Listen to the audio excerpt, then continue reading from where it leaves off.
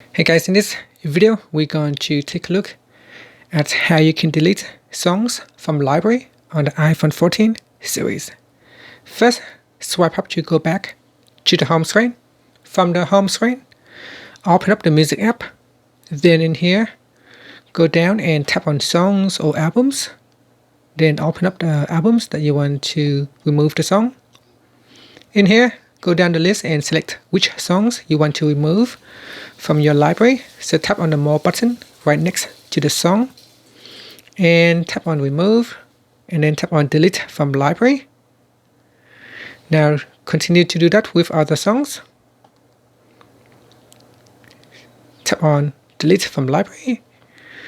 So that's all you have to do. Just go through your albums or the songs list, and then you can delete them from your library. You can tap on Remove, and then you can choose whether to remove the download or simply delete from library. Thank you for watching this video. Please subscribe to my channel for more videos.